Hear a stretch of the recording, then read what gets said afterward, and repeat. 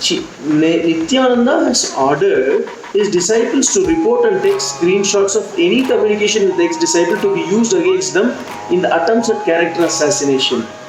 Okay. When you call, see, there are two hypocrisy in there.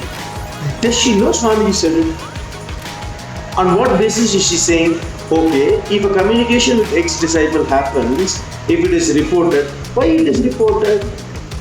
What is there in what is the content in there? So, is it against anti-Hindu? Is it anti-Hindu reports? What is she doing here? She is actually preparing her viewers, the people who trust her because she was the voice of the Sangha. She was not the voice, but one of the voices of Sangha. People who developed that trust over that many years, and she's using their trust, she's playing with their trust is what I personally feel she's doing. She's exploiting people for her own benefit, is what I feel. So it's actually very worrying for me to be understanding this, and I can see this. It's becoming pretty clear to create a sensation at this point in time. Yes. And to attack, to actually, these allegations, it's like if you put the allegation first, the person who is accusing, everybody will point fingers to them. So the accuser will go free. Yes.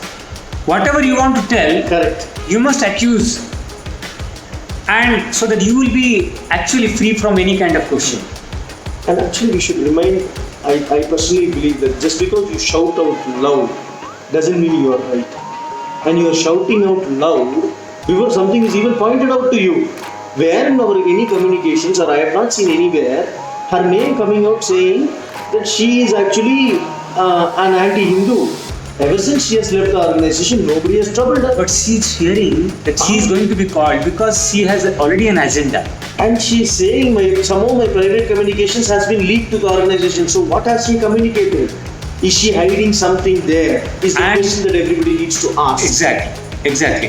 And that anti-Hindu, what she is naming without anybody questioning. So don't call me anti-Hindu, but because I am going to tell something. She's generalizing the whole thing. And actually next paragraph she's writing, before I go any further, I would like to point out the spread to those spreading these lies. Slander is a crime, cyberbullying is a crime. Exactly. What you are doing is slandering, and what you are doing is cyberbullying. Actually, both the things, she is only doing it. And this is a very cunning strategy. Actually, if you see the paid media, or the prostitutes as we call, they generalize. They never talk over facts. It is generalization.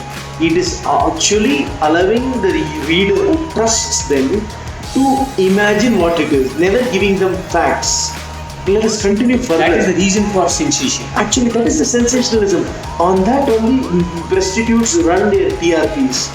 And now Sarah is actually using the very same weapon. Actually, let us read further some. Guru's people are now spreading a crazy lie, alleging that I poisoned Nithyananda. Anyone who knows me knows this is absolutely false to the point of being ridiculous. I was a devoted disciple who lived to serve his mission. I believed and still believe in the principles he stood for publicly. The value of enlightenment, the beauty of Sanatana Dharma, the need of vegetarianism, and the non-violence in the society, and the power of self-awareness. Let us stop till here. She further writes in the paragraph. So here she says Guru's people are now spreading a crazy lie, alleging that I poisoned Nithyananda.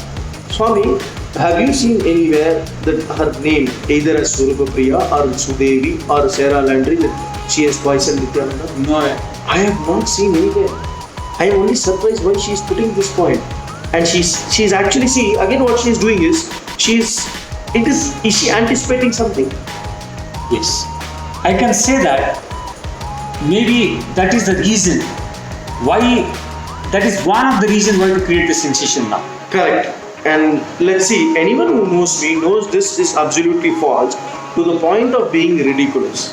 I was a devoted disciple, and she says, I believe and still believe in the principles he stood publicly.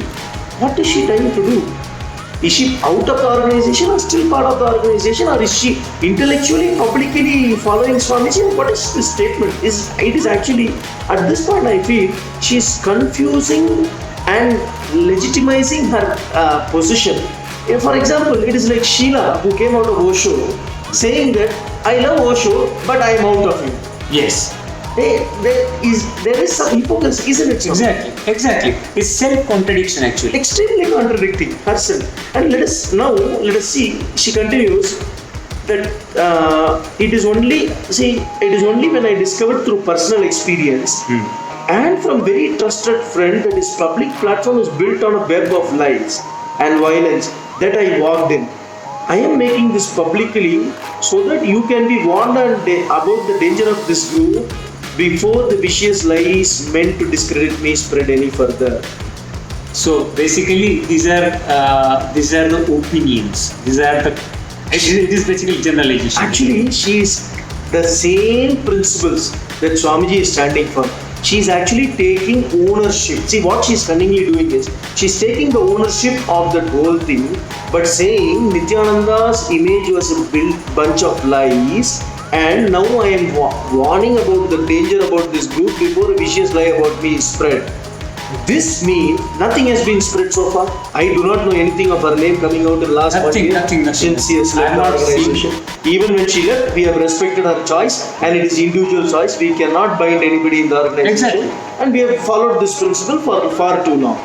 And she is saying very beautifully, she is actually agreeing, accepting, and creating same platform that Swamiji is standing for, which is the Ahimsa, Satya, Sanatana Dharma, and like that. She's taking the credit for it, and she's saying these people are vicious, are going to slander.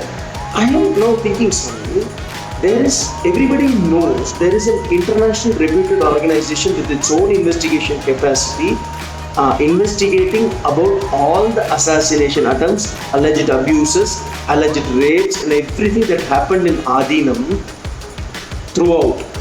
Right? But they have not yet concluded. They are ongoing investigations. Yes. Swamiji has written in his book that the ongoing investigations are there. Even if ex-disciples know of anything, he has gone to the extent of asking, even if you are ex-disciple, you know anything, personally inbox to me, exactly, to Swamiji himself. That much level of details and care Swamiji is taking. Why is she coming out with this statement, Swami? What do you think about it? I feel that there is an agenda behind it. I have heard about this U-turn agenda. Yeah, the Rajiv Malhotraji's policy of Christian missionaries. Yes. So disregard the source. You learn, you go to organization, you learn from the organization, and then completely disregard the source, and then Christ Yoga. How this part called yoga is become a part of Christianity and Christ. Actually, this happened with Mahesh Yogi's organization also. There is a common understanding. I don't have a quote, but they say a lot of Christian organizations infiltrated into Mahesh Yogi's organization, learned the transcendental meditation, and they went on to start as their own meditation sessions. And this became a big issue whenever they were at the peak. So what she is saying is that she is actually, it is very dangerous here. She is actually part of the U-turn conspiracy there. Yes. And then the post that has come out with the pastor, as today she is representing and standing there, means she was always there to discredit it. And far too long she has been waiting for this particular opportunity. And I am thinking that she did not expect Swamiji to come back and connect with his disciples immediately, and she must have taken this 1 year, as she is claiming that she is reflecting. She must have been reaching out to a lot of disciples and brainwashing them, because a lot of people see her still as a very part of Sangha until this thing. Exactly. Though she has gone out, nobody has said, apart from her going out in the video saying, I could not live there and I was struggling. Nobody else has seen her as something anti. But this new role of Christ Yoga, this whole thing is shocking, because whatever she has written, there is a hidden agenda. See, what she has written out, if somebody reads with the letter to spirit, you will not be able to find it. With the photo, now you see, there is a very common understanding. Actually, I want the viewers also to understand.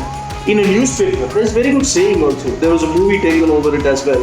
The first page of the news talks about the price rise about vegetables. Yes. And if you flip few pages and see the fourth or fifth page, in a small note, there would have been underneath would have been written, because of a union dispute, the trucks, the lorries are in strike. So actually the first page and the fourth page is connected.